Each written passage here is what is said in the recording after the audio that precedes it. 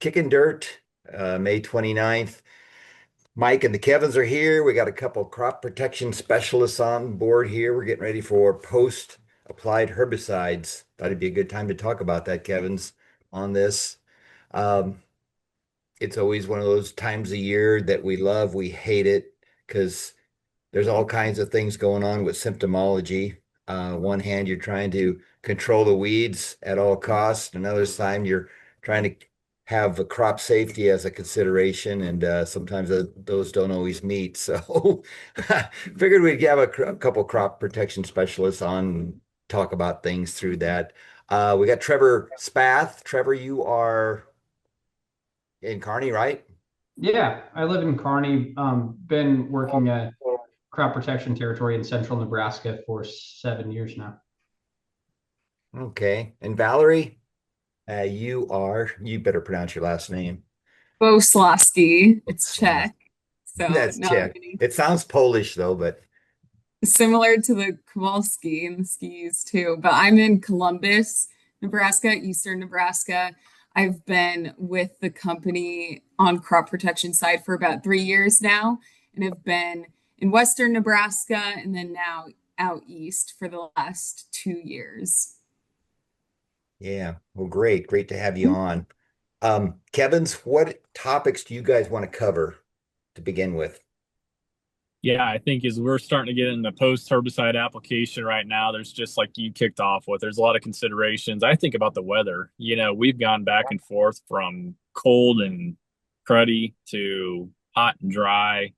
Uh, Hopefully that trend changes with some wetter weather on the horizon, according to our expert meteorologist. But yeah, a lot of back and forth. And to your point, I mean, we're trying to kill literally everything in the field except for the crop, but also apply almost no injury to the crop if we can. So I think that's really the conversation here is how can we do the best job possible with our weed control from a timing standpoint, from a product mix standpoint, and maybe some nuances of things to consider with that tank mix to make it work better or safer as we move into the post harvest or post spray time frame here.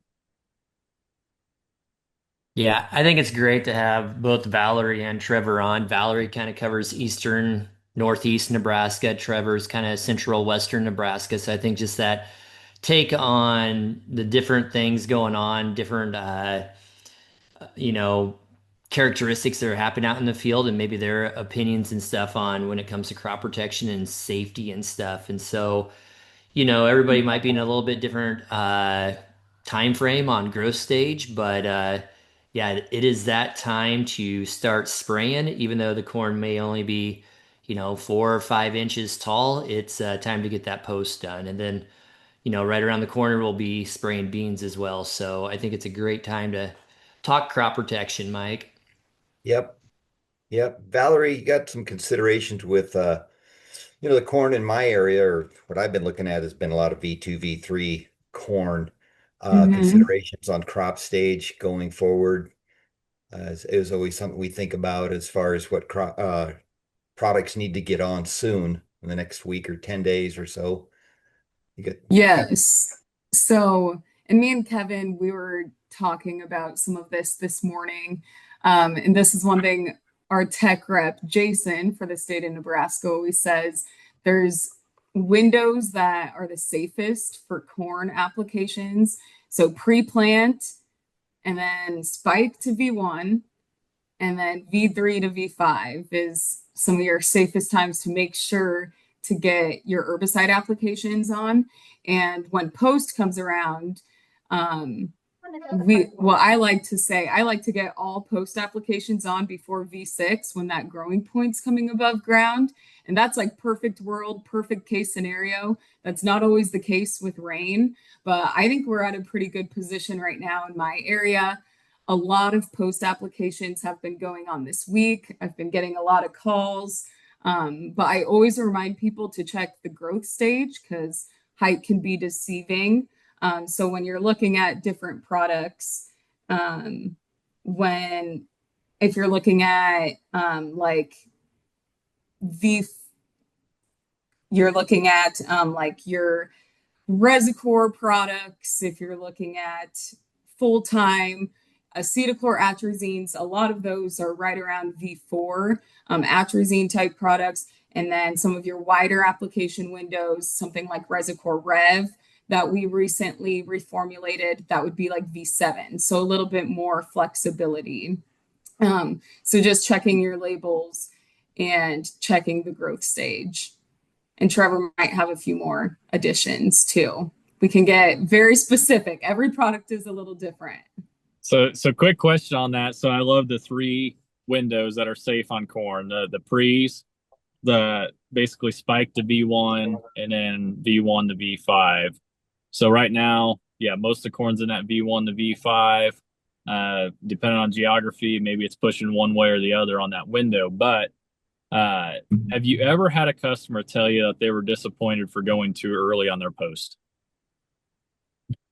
No, I think that kind of ties into what's been on my mind recently, and the answer is no, Kevin. I think going too early rarely comes and bites us. Overlapping residuals and timing is very important. So not only can we improve crop safety by going early and going at the right timing, but we're overlapping residuals so that way we're able to get better weed control with sometimes fewer products. The bigger the weeds are, the heavier the pressure. At times, that's when we're asked to increase rates and increase adjuvant partners to get quality of control. With that can come, crop safety or crop response. So going early is super important. It feels like we just got done with this big rush of pre-emerge applications in corn and getting our first applications in corn taken care of. But we're now after Memorial Day. We're going to be looking into the month of June here, and it's time to circle back and spray some of those fields again and overlap residual. The weather conditions, I think, really are what are making this feel like it happened fast. We went through kind of a cool off period in the middle of May, which slowed down the growth of some of our crops. And then these warm days, though, are offering heat units for weeds to germinate. I think rain patterns and moisture have been really good the last couple of weeks in a majority of the state. And there's some areas that certainly could use some additional moisture, but our herbicides have been asked to do a lot with little moisture and temperature swings, cool periods and warm up periods. And that's where we're seeing a flush of some new weeds. It's time to overlap residuals and make post applications. Yeah, do you guys feel that the crop itself is short for its V stage, the number of collars it is, or is it about normal? I feel like it's a little bit short. I think it's going back to what Trevor just said. We're going from cool to hot, and I think it is stacking a little bit, in my opinion. Yeah, because you guys see the corn, it's maybe 5-6 inches tall, but it's at a more mature crop stage, and we need to go on crop stage versus its height when it comes to spraying these things. And windy too. That always keeps the plants from elongating, is having some of these windy conditions as well. Yeah. You were going to mention something, Kevin. I cut you off there. No, I was going to say. Oh, no. I was just trying to think of. No, I guess I was going to. Too many Kevins, Kevin. Go ahead.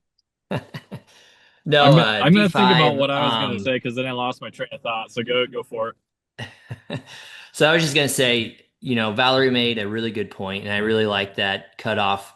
If we can try to be done by V5, that's really when you start thinking about things that are going on inside the plant. So V6, V7, we're kind of determining girth, right? So if we're stressing that plant, it has to metabolize all these different chemicals.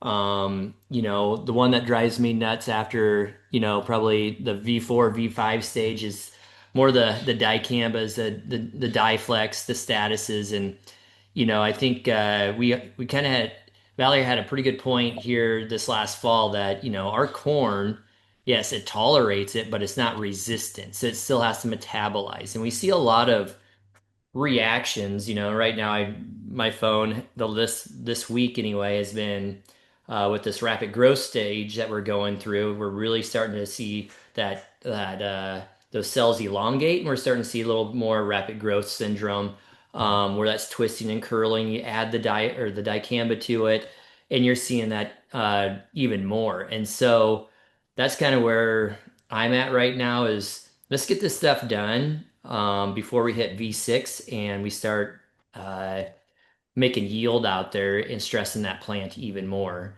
Um, so yeah, that's kind of where I guess I was going with is I really like that those time frames pre-plant, spike the V1, and then V3 to V5. And to Mike's point, if we don't know what we're if that true leaf is gone, we can use GDUs that try to stage that. In my area, northeast Nebraska, for the most part, from Columbus North to the Missouri River, if you plant that first window, I mean, you're probably right at V5, almost V6 already. So April 12th through the 19th, we're looking at probably V5, V6 corn, which is crazy. Like you said, it's short, but it's there. We staged it this last 2 days.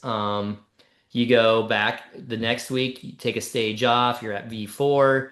And then when that cool down hit, kind of after April 25th, 26th, we're at V3 and under in northeast Nebraska. So we still got some good time to spray. But if you plant that early window, we got to be out there right now.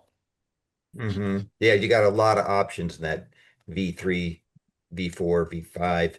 After that, the options start going away pretty quickly.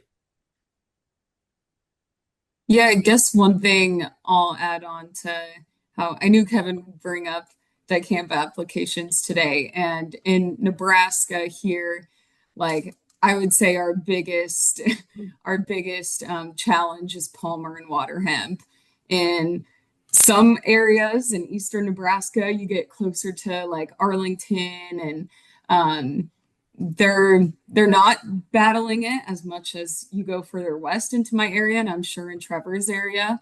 And so when we look at a corn herbicide program, I have some people that they're doing a split application of residual. They're doing, let's say, Resicor Rev or full time or Keystone, followed by Resicor Rev, and they're not needing to add in dicamba to that tank mix, something for the palmer water hemp that's up because they're just getting that timing in.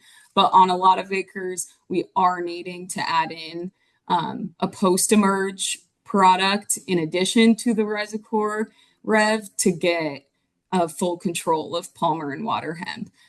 So like Kevin mentioned, a lot of safe in stuff, the status, the diflexes are going out. But it also does make me excited about Enlist corn and the fact that the Enlist corn is completely tolerant to spraying Enlist 1 over the top.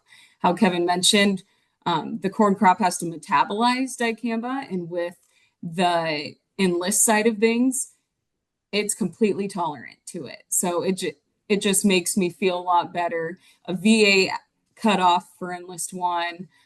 That's going to be one option as we go forward, or even Liberty. You're seeing more people use Liberty on corn too, post, just some different options out there too. So we Yeah, have people, Valerie, that have great programs and we don't need to put dicamba out there into our corn program, right? hmm Yeah. That's a good point, Valerie, you had on there that if you use Enlist on Power Core and Vorseed hybrids, you will not make the hybrid any more brittle than it is normally. But if you do put on the dicambas, there is a window where it is more brittle and you just got more vulnerability there. I know, Kev, you're not a big fan of dicamba, as most people aren't, but I just Also, we think do need it in a lot of cases too, and that's why we use the safe ones. But also, just we have more options, on the Enlist corn side of things too. That I think a lot of farmers, once they get more planted, I think it just gives them another option to think of too. Yeah. say a guy's got a field that for whatever reason he's got quite a few bit of volunteer corn coming up in his corn, and he's got power corn vorseed planted. What solution would he have there to take care of some of that volunteer corn that's coming up? And he's got So Enlist power corn. corn, would have the one of the 4 herbicide traits in Enlist corn is going to be fought tolerance. So that would allow us to spray Assure 2 in that Enlist corn to clean up any non-Enlist corn or volunteer corn, as well as some grass pressure that might be in that field. So a really useful tool to be able to clean up our volunteer corn issue in our existing corn crop with that Enlist corn trait. Could that go in your early post like this then, Trevor, or do you have to wait a little bit? Yeah, we're right in that time frame for applying Assure 2. Assure 2 is labeled in Enlist corn. Now here we're staging the Enlist corn crop V2 to V6, and we can include that Assure 2 in the tank mixture, our post-application tank mixture. Now, talking about best practices, the best practice we can make if there's a real heavy infestation of volunteer corn, applying Assure 2 by itself with adjuvant partners has proven to be the most effective for cleaning up. If our problem is less severe and we would like to tank mix that with our other post-application products, we can. But know that Assure 2 can have, and any of these corn killers can have some antagonism with a number of herbicides, but specifically our group 4 herbicides. So talking about our Enlist 1 or our Safe and dicambas. We get over that antagonism by raising the rate of Assure 2 a little bit. And that helps us in a lot of situations, but yeah, so there's some best practices that go with that, but it can certainly go in the post-application. How about in the West where we've gotten some rain, but we haven't got a lot of rain? Some of these dryland acres, they don't have a lot of moisture, soil moisture there. What are you suggesting on these acres for herbicide or best Yeah, practices? it's going to be important to continue keeping things clean. So continuing to stick to the plan. It's tough when we understand that we need moisture to incorporate our herbicides, and we need that moisture for efficacy. We can look at options, and there's a range of options from a premier premium herbicide plan to some more basics, and that's something you can talk about with your agronomist on what makes sense for that acre. But there's certain herbicides that will activate with less moisture. They're more water soluble. So those might be some of the herbicide groups we look at. Acetochlor would be an example of water soluble herbicides we're going to activate with less moisture as we move across some of our other group 15s. In the middle would fall S-metolachlor, and then on the end would fall pyroxasulfone as you requiring the most moisture to incorporate that into the soil profile. So I'd take a look at, what are the circumstances? Do I want to use a residual product that'll activate with limited moisture and see what makes sense for that dryland acre? Yep. Northeast Nebraska, Kevin, you're getting all kinds of rain, so it doesn't really matter, does it? We're getting showers. It's nothing abundant, but I guess one thing I think too to kind of remind guys, I don't know, Valerie, if you want to cover this too, but just when we were going out and making these post herbicide applications of soybeans, I think you said something pretty good on mixing order. Do you just want to kind of go through that real quick, just as a quick reference on maybe what somebody did? I think I had something like to do with Enlist and what was it, glyphosate they put together. Yes. So, and this is normal for even on corn herbicide tank mixes or soybeans. We always have a mixing order, and you can reach out to probably a retailer, any of us at Corteva. I'm sure we have some documents on our website too to find that. And it's based on formulation types. And what Kevin is referring to, getting specific to Enlist 1, specific order and how we want to put the products in, just so you're mixing everything. It goes smooth when it's going into the tank. And one thing that we know, it's a normal reaction between Enlist 1 and glyphosate. If those two touch, there is a reaction. I got a call on it this week. There was some white and it was a little gritty. And in that circumstance, they were dumping both products into the inductor cone at the same time and they touched.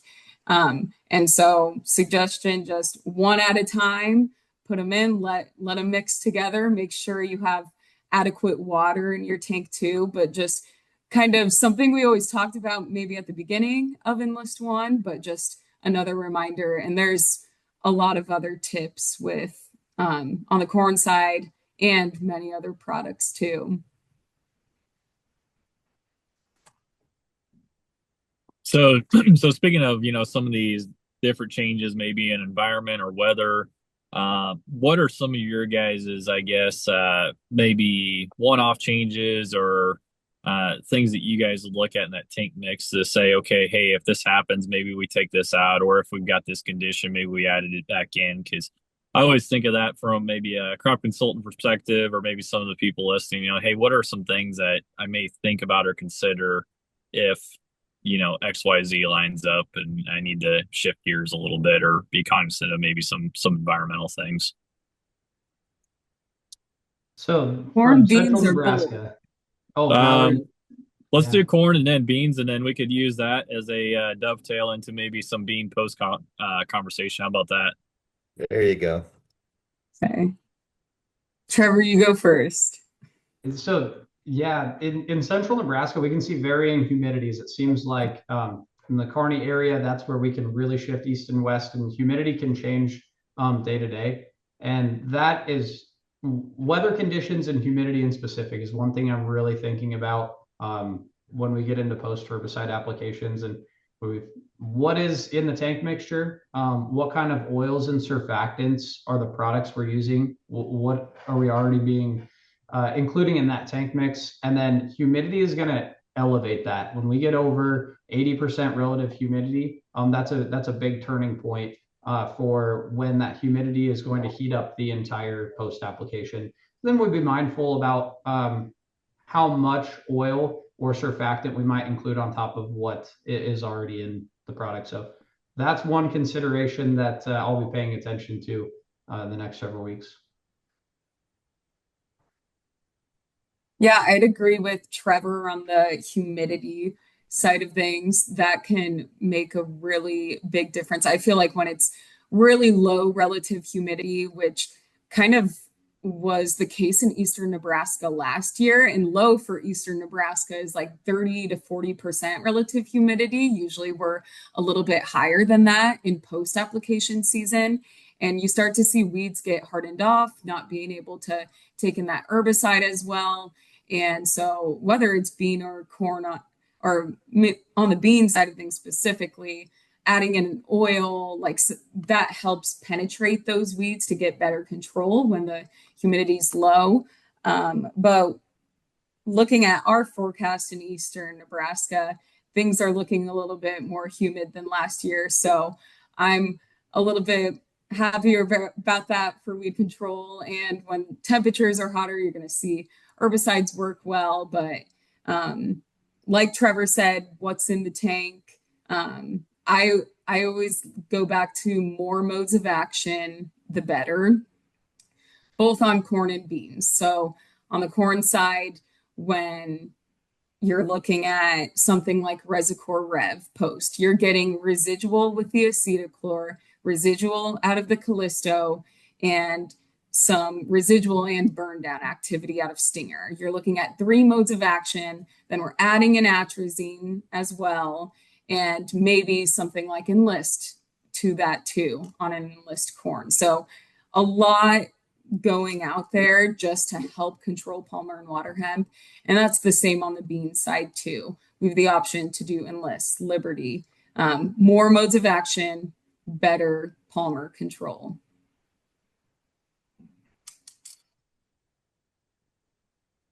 When you're talking those low humidities as you go west, Trevor, do guys increase the amount of water in their tank or they just put oil in there? Water volume or the gallons per acre carrier that we're using is important for coverage. When it comes to getting herbicide, we say onto and into the plant, that's the role of our adjuvants and our oils. Lower humidity allows us to increase the oil. So that's where I'd really focus on. There's ways we can utilize some tools. Irrigation is one example.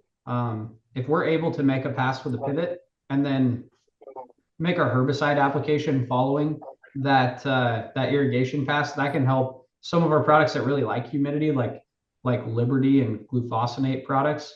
That likes that humidity, so we can simulate that to a degree, but yeah, my lower humidity, we start to increase the oils for more efficacy.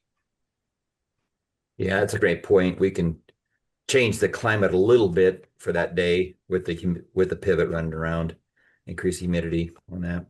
You guys want to transition to soybeans a little bit and talk soy? I know that's not right now, but it will be soon, and it will be post spray in our soybeans. So, Kevin's, you guys got any hot topics on that aspect of it? Oh man. Probably, I mean, I guess as we start looking, I mean, I think there's a new product that we have, and I know Valerie and I, we talk about this one quite a bit, but the Inversa, that's probably something new we haven't used a lot yet. So maybe explain, Trevor or Valerie, like how does that work with our Enlist system today, and what's things that maybe we should be best practice with that one if we're putting that in the tank mix with Enlist and Liberty. Yeah, so Inversa, as Kevin referred to, we did launch this product last year. It's an encapsulated acetochlor that we can be using post in soybeans. And so it complements really well in the Enlist One system. When you're going out with your post of Enlist One, Liberty, that Inversa goes right into the tank and you're going to get residual control out of it. And what's really good versus other residual options is that encapsulation that provides really good crop safety. It drives to the soil, bounces off that leaf, drives down to the soil, and doesn't get caught up in that crop canopy. So it mitigates any burn that you might see. Even though I know some people like to burn their beans, I hear out in Iowa, but that is just one benefit. And then we also get, your Palmer waterhemp broad spectrum control of your weeds. So if Trevor, there's anything else you want to add to Inversa too. Yeah, it's an exciting addition to our portfolio. Pairs really well with Enlist One, and we've talked a lot about overlapping residuals and how that's how we keep weeds manageable and keep fields clean. So Inversa is one way we can do that, especially with Enlist One post in soybeans. How does the Inversa work on really high pH soils? Probably a recommendation for high pH soils, huh? So no watchouts. We would have safety in that high pH range. Yeah. We got a few of those soils in the Platte Valley. Sure do. There. Yeah. Um, One common theme we mentioned, soybean post applications. We'll be around the corner kind of after we get some corn out of the way, but keep them in mind. I think where we get ourselves into some messy situations on the soybean acres, when we set that acre aside, try to wait until maybe the end of June, give it another week. Let's see if we can make it to canopy. That's when weeds germinate, weeds emerge, and they get away from us. So timing's super important in soybeans. Burn down what weeds are out there when they're small and overlap residual for clean fields come late summer. yeah. So do you have a specific stage, Trevor, that you think you'd want to go at on beans over? I agree. Everybody waits till, oh, we're about a week till canopy. It's June 30th, July 4th, and we're almost we are in a R1, and it seems like, oh, time to go with the post. So Mm-hmm. what is that right time in your opinion? Yeah, I mean, after we've established a trifoliate, we're in the go zone to spray. It feels early. But that's again overlapping residual, and not that if we miss that window by a few sequential trifoliates that were too late, but that's when I'd say really begin thinking about post applications for soybeans. Mm-hmm. I'm out walking fields in my research trials, and I'm seeing a lot of volunteer corn. It seems a bit delayed just because the topsoil was so dry, and now we've got a little bit of rain, and that those volunteer kernels are starting to germinate and stuff. We're probably going to have to do a two pass to take care of that volunteer crop, aren't you? That volunteer corn. Yeah, So again, it's the best practice. If there's heavy pressure out there, we can include, just a passive volunteer corn. But when spraying in soybeans, we'll recommend, with Enlist 1, we'll recommend clethodim products. The DIM products tend to show less antagonism with Enlist 1 when compared to FOPs.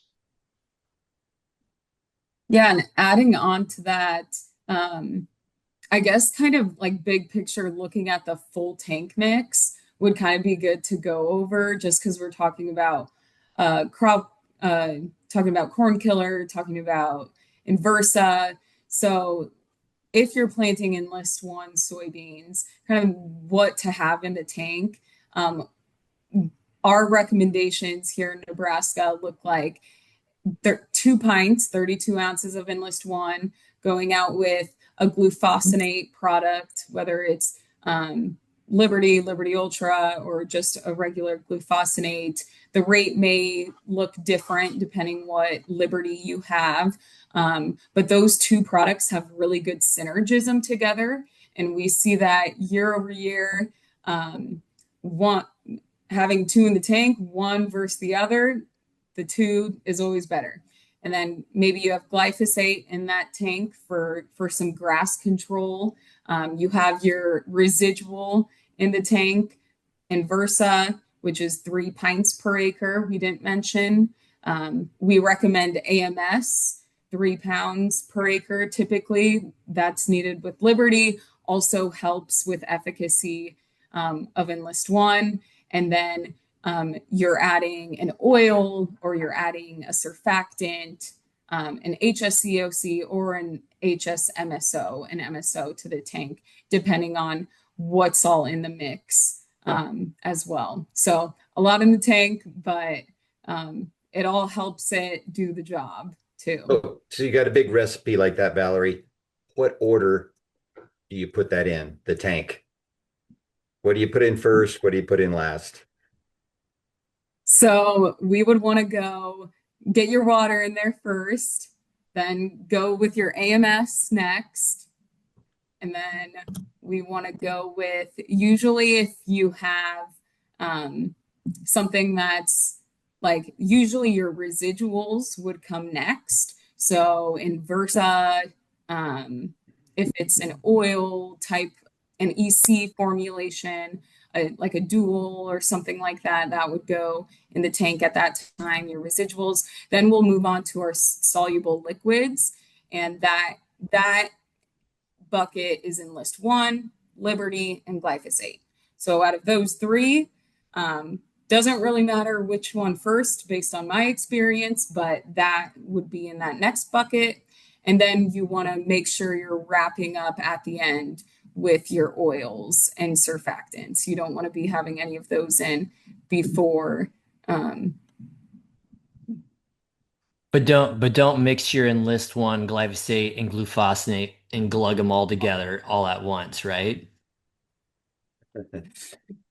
Exactly. So you said 32 to 36 ounces of Liberty or glufosinate. There's different stuff on the market. If I'm not checking the label, I don't know. Last year I used 32, or maybe I used 36. I don't know. I guess I'm assuming Liberty Ultra is at 32 and maybe the old Liberty's at 36. So what happens if I mix up and I put that 4 extra ounces on? Is that going to cause some more crop damage, or what could happen if I mess up there? Anything, or maybe we don't know yet. I would say so. Make sure whatever product you have, take a look at the label that's on that jug, that tote. Ask your retailer. If you don't know, your retailer should know, because we are looking at different rate ranges. If you have Liberty Ultra, it's about 20 to 29 ounces.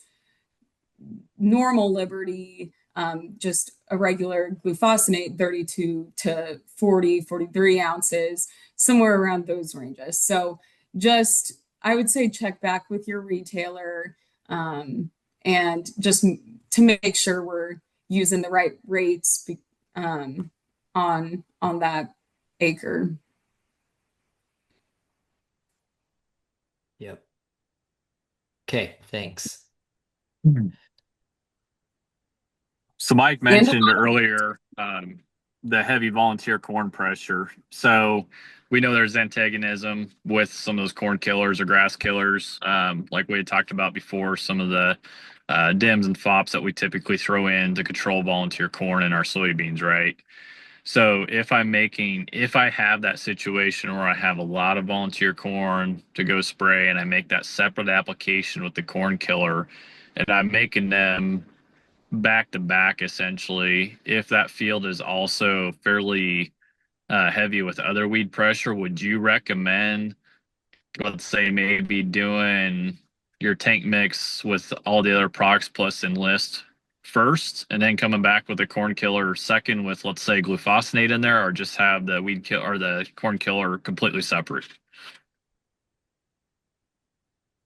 Yeah, I would isolate that corn killer. If we know that we're making two passes, isolate the corn killer and then allow a few days. I believe best practice is for from the time of application of that corn killer to when we're in with our maybe Enlist and Liberty and glyphosate application. But give that the volunteer corn plant a chance to translocate the corn killer, and then we come in with our next application. Yep. And I will add in, just speaking for, I know what's done in my area. I think on the corn side of things, let's say Enlist corn, I think I'm going to see more people making a separate application on the corn side of things, just because there's so many things that antagonize. On the bean side of things, a lot of my customers will still have the clethodim in that tank. So when you are having it in the tank, what we suggest on the Corteva side of things is increasing that rate of corn killer by a third from what you would normally use. There's a rate range on that too. And then using an oil helps to overcome that antagonism as well. So those are my tips and suggestions to my retailers if it is going in the same pass. Good. If everything works out, we're going to have clean fields and no crop response. So that'd be a perfect world, wouldn't it? Hey, I've got a question here before we get on. I always got a pet peeve, probably because I do research and I got small little research plots. But these 500, 700, $800,000 sprayer machines, and they spray at an angle running over rows. Why do they drive at an angle? Are they not capable of following rows, or what? What's the theory there? Fair question, Mike. And it's an imperfect world. Sometimes our guidance might get off, and I think the risk is when you're rowing that corn, if you do get off, you run the risk of taking out a lot of plants per acre. There's some statistics that follow that we have a known risk when we run at an angle versus increased risk when we're rowing that crop. Different terrains, things like that. So it's the idea of helping to mitigate that. Yeah, I see That's it my both guess, ways. but yeah. I see no-till guys able to do it really easy. The strip till I hear, oh, you're going to fall on that strip and it's going to want to drive on that strip. But at an angle, I've done the measurement because I hate it so much that they are constantly running over something at that angle. One wheel or another is running over rows. But I don't know. I Or just they always went and bought all the Schlitz beer the night before and they just can't quite drive straight, so they just go at an angle so nobody knows. see they're out there collecting the last of the Schlitz out there. I don't know. I had a brother that used to run a floater, and I was going to ask him why he went at an angle, but it's always a theory there. So Anything is else? it too early to ask a fungicide question, Mike? I don't think so. We could always be talking fungicide. So So Valerie, Trevor, you guys have Forcevo coming out, which is a new corn herbicide. So we just got done talking about, V6 corn, V5. Well, there's plenty of growers that are asking about going early at V10. What's your advice there if they're going out at V10, V11 and throwing on a fungicide right before tassel? Like, which product would you recommend? Can we go with Forcevo? Should we go with three modes early or save that in our pocket for later? Should we go with like Approach Prima early and then go Forcevo at the end? Just looking for some feedback there. Yeah, I mean, I would like to put Forcevo at our tassel time frame. Meaning we could utilize Forcevo at V10 and do Forcevo followed by Forcevo. But if we would rather have an approach Prima Forcevo mix on the acre, I would keep Forcevo at that tassel time frame because it's going to offer the longest residual protection in our portfolio. That will help us extend. Same thing if we're shifting that recommendation to be at tassel and then perhaps an R2 application. Forcevo at tassel time frame, we'll make sure that we've got good protection then, and then we can supplement that residual application in R2. Yeah, I would kind of echo Trevor for at least my area. One thing I have heard of some people doing, if they are going to be adding something in, let's say to like a corn herbicide application, they've maybe added like a couple ounces of straight approach picoxystrobin to like a late corn application just for some plant health. But in general, I would say I kind of am usually seeing people do the windows that Trevor referred to and doing a Forcevo or Approach Prima, depending on what we're targeting at those times. Yeah, I mean, it's just a lot of questions coming up. I mean, with tar spot, in the area last year, Southern Rust hit really hard, and it seemed that, a lot of those applications that went out a little bit earlier, we had better Southern Rust control out there.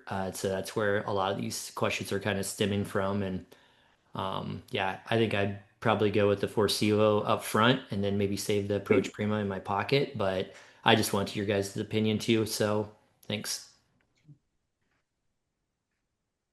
Yes, so if any of you guys want to hear what's in Forcevo, the versus Approach Prima that we're referring to. So I guess I'll start with Approach Prima because we've had that one for a few years, and that's our two mode of action fungicide on both beans and corns. It has Approach, picoxystrobin, which I referred to, and cyperconazole as the two actives. So covers broad spectrum diseases that we're targeting, does good on tar spot, gray leaf, hits them all, does a good job for a two mode of action fungicide, and also does really good on beans like frog-eyed leaf spot specifically. And then this year is our first year having Forcevo, a three mode of action fungicide. So we have azoxystrobin as our strobularin, flutriafol as a triazole, and in this one we're adding an SDHI, which is fluindapyr. And what we're seeing from that is just a little bit added activity on Southern Rust is what we've observed, and maybe a little a tad longer residual too, depending on what rate you're using. So excited to have both options in the portfolio going to next year. Yeah, that's going to be a nice tool. I hate to think of 3 years in a row of Southern Rust because I always said Southern Rust is like a 1 in 10 year event, and then we have it 2 years back to back. And then this year we got the El, El Nino coming in, Super El Nino, and all this churning of this winds and things blowing up from the south. There is a possibility we could have Southern Rust again. So I don't know. Hopefully Are you we guys going to predict it? Did you predict it last year? no, I did not. Kevin did. I take the year off, but typically if we don't have southern rust, that means maybe we aren't getting the humidity, we aren't getting the moisture, we aren't getting the rain. So I mean it's a double-edged sword. If you get rain, you get humidity, you're probably going to have a little more disease. Mm-hmm. Yeah. Yeah. Mhm. Well, anything else, guys, before we wrap this up? Great to connect with everybody. Yeah, best of luck. Anyone out gearing up for post herbicide applications? Ask questions. Connect with your agronomist, your retail partners if you have questions about what products you're using, and so we can have good success this post application season. So thank you, everybody. You bet. Thank you, Trevor. Valerie, anything? Good. Um, I just think thank you guys all for having us on. And just like thanks to all the farmers that are partnering with us on the Enlist side of things, whether it's on corn or soybeans, and just reminding them to prioritize. Don't forget about the chemical side of things, especially when it comes to following the planter, getting your spray applications on. It's a lot to manage. So try to control what you can control because we can't always control Mother Nature too. Yeah, that's a great point. A great point. So, well, we'll wrap this session up. Thank you guys very much.